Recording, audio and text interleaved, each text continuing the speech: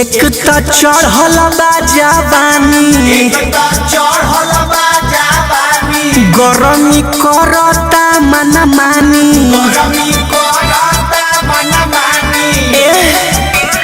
एक तो चढ़ल बा जवानी गरमी करता मन मानी देह लस लस करता बड़ी ससत सही पिया के भावाना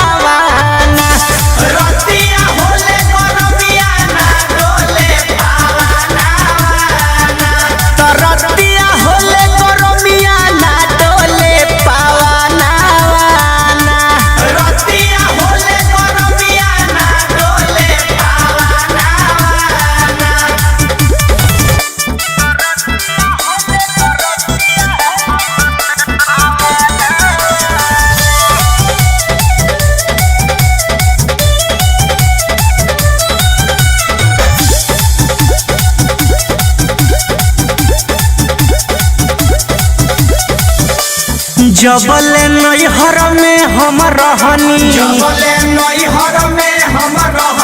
कूलर एसी के मजा ले हनी